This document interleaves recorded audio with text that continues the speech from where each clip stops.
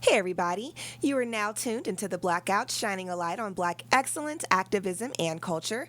Blacked out by the majority on Afro Vibes Radio, the #1 online internet radio station, with your girl, Tequila. Today's special guest, or shall I say returning special guest, is the founder of PAYA, the lovely Miss Londe. How are you doing? I am doing well. Thank you so much for having us here again, third Yeah. time in a row. Absolutely. I was just telling our marketing lady, I said, yeah, I've interviewed them over the past couple years. So I'm really elated to see that the Honors Ball has been continuing and PAYA has been growing. And so I Yes. know today you want to share a little information. But so we could hop right in. So people who don't know or are aware of what PAYA is, tell us a little bit about the organization and the mission and the goals. Absolutely. Thank you. So PAYA stands for the Professional Association of Young Africans. And essentially who we are a networking group, a networking organization, and our goal is to bring together young African professionals in the community in order for us to come together for social reasons, for professional networking reasons, and we also love to give back to the community and continue to strive to have an impact not only here locally but also on the continent of Africa. Absolutely. So tell us a little bit about some of the networking events that you have and how it actually helps professionals, well, young professionals across the African diaspora. Yes, so each quarter, one of our events is our general body mixers. And essentially, what we do here is this year, for example, our theme has been really just highlighting entrepreneurs and people that are building their own table. And so we're going to get into that because that's actually the theme of this year's ball. But what we've been doing is really highlighting people that are, not being afraid to start something new, and just really build their own table. And so each quarter, what we do is that we highlight different professionals in the community that are doing just that. So not only for them to share their own stories, but also to inspire other people that are looking to be entrepreneurs. And we also understand that not everyone that is part of our demographic wants to be an entrepreneur. Some people are working professionals and are really just climbing the ladder in their own sphere. And so we bring people that are entrepreneurs as well as people that are working in the corporate world, whether you're in business, whether you are in the medical field, whether you're an engineer, lawyer, it really doesn't matter. We really have representation as the Black community in all different areas. And so we really think it's very important that every single career and just every single interest, whether it's a corporate or even the creatives, that everyone is represented. And so that's really our goal. We believe that iron sharpens iron, and we believe that your network is your net worth. Yeah. So we really create opportunities for people to come together, and we really love to hear when, people meet and then they're ending up starting something together or maybe getting married or, either both sides of the spectrum. So it's really an honor to serve the community in this capacity. I'm really glad to know that the theme is going to be entrepreneurship, because that's one thing that we've actually been talking about a lot on the Blackout is how under the climate that we live in, as far as, the Trump administration, more Black people have become entrepreneurs in 2019 than they ever have before. Wow. Just being the founder of PAYA, tell us a little bit about some of the entrepreneurs that you have run into and what industries are you noticing that are rising even more? Yeah, so it is so amazing. Like sometimes I just sit back in awe to see what the different areas and just the different industries that people in the community are, just being movers and shakers in. So ranging from, the kind of creative or beauty world. We've seen people start their own nail parlors, just kind of beauty salons. We've seen people start tech companies, which is really cool. One of our top 20s from last year, AJ, he didn't just start it, but he's really making such a big impact with his group Vladimir. And so it's like you name it. I've seen people, within the community that are really just hitting the ground running in those areas, and it's beautiful to watch. Yeah, absolutely. And I'm glad you mentioned tech, because I know STEM is such a big thing now. People of color definitely want to start occupying those spaces. And I think with the way that internet and social media has become the fabric of how we communicate with one another, it has created this different industry now. So you can be a coder building apps. Mm-hmm. And I love that. I love when something comes out and it makes more opportunity. And I know so many people, with the Black Chamber of Commerce, they recently had the Pinnacle Awards, and I currently had one of the guys that's my fraternity brothers. He's in tech, and so his business actually got nominated, and he won an award Oh, because wow. they've been creating, I don't even know how many, but so many different apps for so many Black entrepreneurs in Houston. And so it's just a beautiful thing to see, because I think a lot of times people don't realize that, we're not monolith, that we do so many different things. We're very knowledgeable. We have different backgrounds, different interests. And the thing about PAYA is you shine a light on all of that. Previously, I know last year you shined a light on some people that were in the entertainment industry in Hollywood. You had some people in tech. You had some people in entrepreneurship. Why do you feel like it's so important to highlight the spectrum across the board? Because people really want to see, there's some people, really it's all about paying it forward. It's about representation. You want people, whether you're in college, no matter where you are in your journey, people want to see themselves represented. When you see someone else that's doing something that you deep down want to do, and you actually see it happening and coming to fruition, I believe that it inspires, and that seeing someone else doing it really just inspires the next person to do the same. And so I think that it's very important, because I think that sometimes, and I'll speak for the African community, but I think in the African community, growing up, a big thing is like you need to be either a lawyer or a doctor. That's kind of growing up. That's what, our parents say. Those are the only things that you can be. And so if as a group, we only highlight those accomplishments, and people don't know that people can find success in other areas, then I believe that impacts what people choose to do when they grow up, or people in college, what they're choosing. And they may really have a passion for photography, but because there's this stigma that is continuously just kind of not brainwashed, but just continuously just stamped into the minds of people, this is our chance to be able to tell our own story and not let others write it for us.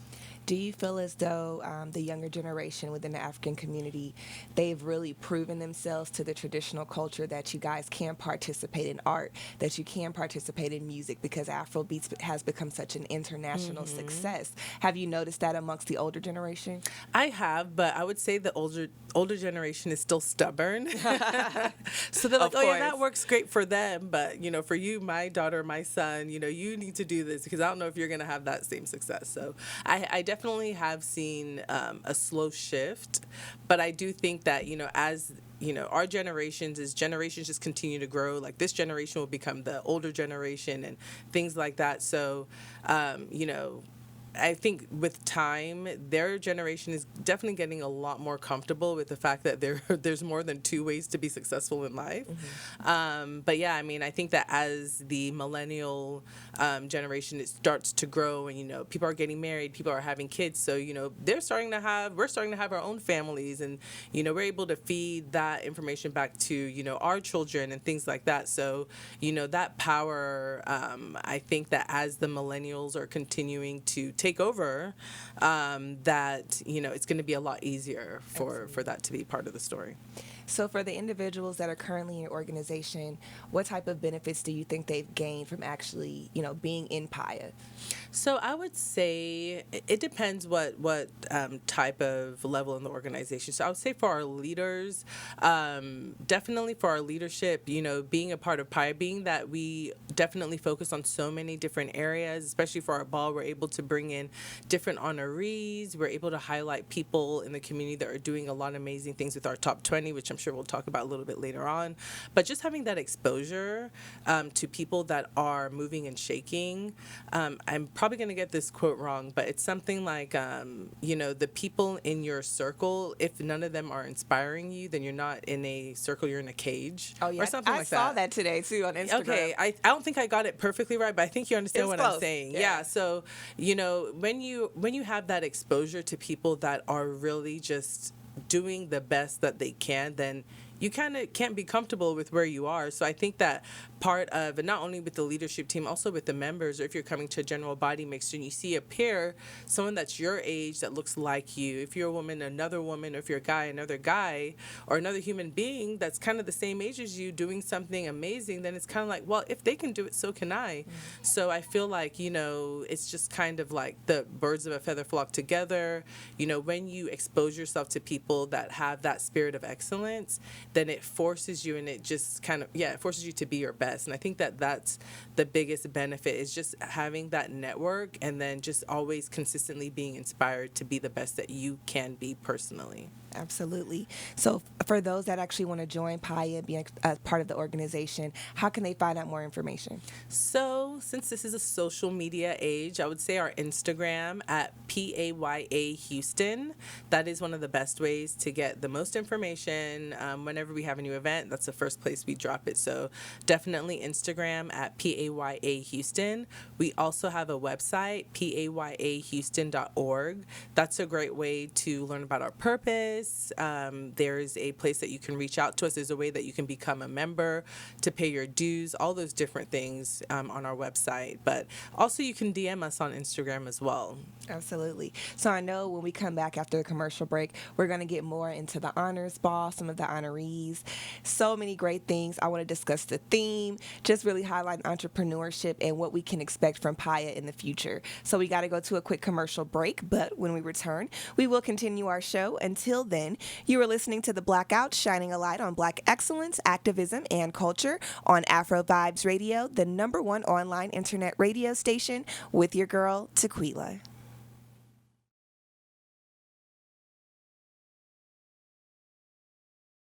Hey everybody, you are now tuned back into The Blackout, shining a light on Black excellence, activism, and culture, blacked out by the majority on Afro Vibes Radio, the #1 online internet radio station, with your girl, Tequila. And we're currently still in the studio with our special guest, the founder of PAYA, Miss Londe. Thank you so much for just hanging in there during the break. Oh, yes, it's a pleasure. Absolutely. So we're going to get straight into it. What you said in the first segment is that this year you guys are going to focus on entrepreneurship as the theme. So tell us again why that was such a major thing, focal point for this year. Well, so I think that Tyler Perry spoke it best at the BET Awards earlier this year, where he gave a speech. And so we actually had picked, so this year our theme is building our own table. And that was something specific. And we chose that theme earlier in the year. And then afterwards, we saw that Tyler Perry was speaking on the exact same topic at the BET Awards. And it was just such a confirmation, because it is so important for the Black community to feel empowered and know that there's no better time than now to really just reach every goal that you have set out for yourself. Mm-hmm. I feel like in this community and with social media and just with the examples that we see, we have never been so empowered as we are today. And I think it's so important for people to understand that and to really grab a hold of that and to understand that there's a movement that's going on. Mm-hmm. And if you don't join that wave, then you're going to be left behind. And I think that wave is especially, for some reason, in the Black community. I'm not sure if it's, kind of Obama was in office and this is just kind of an offset from that. But I really don't know the why behind it. There could be a lot of different theories. But I know me personally, I've never felt more empowered as a Black woman to really, I feel like I'm unstoppable. And the goal that the team really wanted to get out there is, if you have a vision, if you have a goal, go out there and, like Nike says, just do it. There are other people that are already doing it. So if we could further drive that thought with the theme of this year's ball, that's exactly what we did. We took the opportunity to just further, communicate something that we all so dearly believe. Absolutely. And I think one great thing is, first of all, I love the theme, building the table, because we always hear that, we don't have a seat at the table, or we have to create our own seat at the table. Mm-hmm. And I think we've done so great at doing that over the last couple of years, especially with everything that's been going on. Even when it comes to politics, we're starting to realize, hey, we have to really occupy that space. We have to be the ones to do that for our community because nobody else is going to do it. Nobody's going to know what we need, what Right. what benefits us, because people that don't look like us, they don't know. They don't live in our communities. And one great thing about entrepreneurship is I know Black women have really been the leaders in this. They've had more companies and more businesses that have came about, such as yourself. How does that feel, especially being a founder of an organization that focuses on professionals, and just seeing so many Black women who look like you just kind of leading the pack? I mean, honestly, it's a pleasure to serve in this area, and I feel like it's just all the hard being in any organization.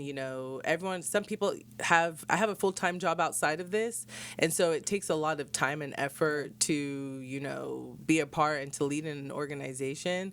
But when I see other people that are just moving and shaking, it honestly fuels me. And if this is a channel that will help other people to be fueled and to find that same inspiration, to me, it's an honor to serve. So I'm thankful for, the entire PAYA leadership team that, just helps to continuously create, whether it's a meeting, just some type of vehicle for this to occur. Absolutely. So we're going to get ready to go into the Honors Ball in just a second. Before we do, just seeing where you started and where you are at now, how does the progression feel? What have you seen changed over the years?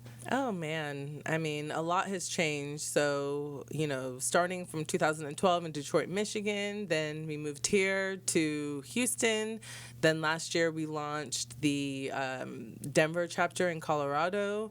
And, since then, we've had a couple other groups that have reached out to start PAYAs, and so really we are on the track to just growing as a national organization, and so that has been super exciting, and just it's an honor to be able to just be a part of the movement, and really the goal is just to continue to grow. I mean, I feel like we haven't even touched the surface. There's so much more that I feel like as a community, us just continuously growing and really just touching the entire globe. Like right now we're just focused on Houston, and the different locations are focused on their own specific locations, but eventually imagine if we were all in the same room. Everyone all around the globe, movers and shakers, imagine what we can do when we pull together our ideas, pull together our resources.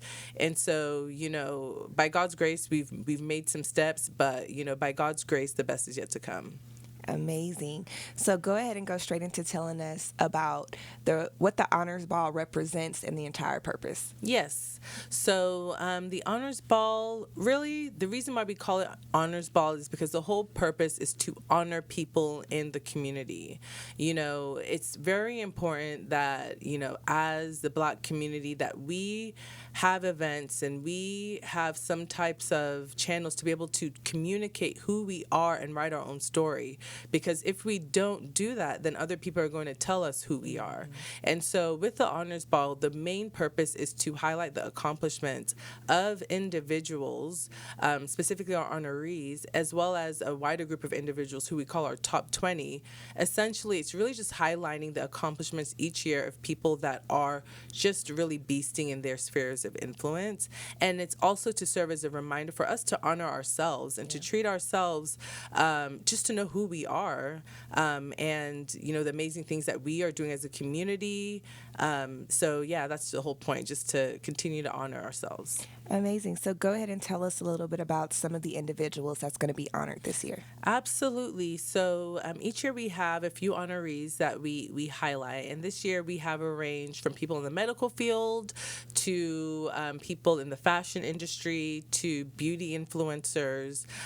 So our first honoree, his name is Ugo Mosier, and so he is a fashion activist. He's a celebrity stylist, and he's also a creative entrepreneur. He styled people like Beyonce. Yes, he's a Dallas native. He lives in Dallas, and so he's a Nigerian American. And it's such an honor to be able to honor him this year, because as I mentioned, before, kind of back in the day, there are two ways to success. You need to be a doctor, a lawyer, or an accountant, or some type of traditional way to be successful. But I mean, he's obviously an example that, he took his his passion for fashion. He's turned it into something that's completely inspiring, and so it's such an honor to honor him. A couple of our other honorees is our Isoken. She is a fashion influencer and founder of eBoutique, and also really big on YouTube. And so she really is able to use her sphere of influence to make a difference in that way. We are also going to be honoring Dr. Z. That's what I like to call him, Dr. Roderick Z. And so he is a board certified physician specializing in interventional radiology. And so he is based, and he's done a lot of work at the University of Texas at Austin. And he also is a real estate investor that is interested in buying back the block in Mo City. So that's really cool, because real estate and real estate investing, it's been so amazing to see how many the black community really just understanding the power that's in that industry and really just taking a hold of it. And so that's been really exciting. And then our last but not least honoree, her name is Dunny. And so she has a group, and what she does is that she's a visual studio artist, an instructor, and a muralist, and a producer. And so, all of these people have huge spheres of influence. One post from them is going out to thousands and thousands and thousands of people. So not only are they making a difference in their personal spheres of influence, but really their inspiration is going out and reaching so many people. And so it's awesome to see. So tell us a little bit about some of the events that are going to take place throughout the Honors Ball. Absolutely. So as part of the Honors Ball, that's going to be taking place on November 30th. It's going to be taking place at the Hobby Center for Performing Arts that's located in downtown Houston. And so we're super excited about it. It's a great venue. It's super central, and we're really excited that the Hobby Center is partnering with us and allowing us to do our event there. We're super grateful and really excited for everything that's to come. Prior to that event, we have a couple events that are actually coming up. And so, really that's going to be the main event, and we're really excited because we're going to be able to bring all of our honorees together at that event. We're also going to have our other group is just our top 20. They're going to be there as well as, a couple hundred people in the community that always attend each year. Of course, our amazing media partner, Afro Vibes, is going to be in the building. We're super excited because really the main goal, and there is drinks, there's food, there's all of those things, and music, but really the whole purpose, and at the end of the night, the goal is for people to be inspired. And that's what really fuels us, is that after each ball we see the post on social media, we see the people, and such encouraging posts that people are saying that they're going to try things that they were scared to do before, that they're just going to continue to be their best. And that's really the most prized component of the event. Absolutely. Now, the part that, of course, I enjoy outside of interviewing all the lovely guests is the music and the food, because for some people who may not necessarily have that direct connection with their African roots, we kind of get into the room with you guys so we can kind of feel where we come from. Tell us a little bit about why it's so important to incorporate that traditional music and to incorporate that food for everybody to get a chance to try. Yes, absolutely. Like you mentioned, Afrobeats is really just growing and growing, and it's so beautiful to see. 10 years ago, Afrobeats was not what it is today. And so, I feel like it's beautiful because now, I feel like the African community is a lot more, is so proud of the music that is coming out of the continent. And so it's just beautiful to be able to share that, with the rest of the world. And so, everyone is welcomed, to the event. And it's really an opportunity to show, our culture and, our roots. And so, a lot of us that are here, we don't get to go back, whether we have our parents are from the continent, our great-grandparents, or, some of us, have never been to the continent. So I think that events like this, no matter how close or far you are from the continent, I think it's a reminder for everyone, no matter what your background is, just to show the beauty of Africa at the end of the day. Absolutely. So for those who are interested in actually attending the event, how can they purchase tickets? So the best way to purchase tickets is by going to our Eventbrite, which is payaball.eventbrite.com. Again, it's Paya Ball, so PAYA ball.eventbrite.com, and our tickets are available.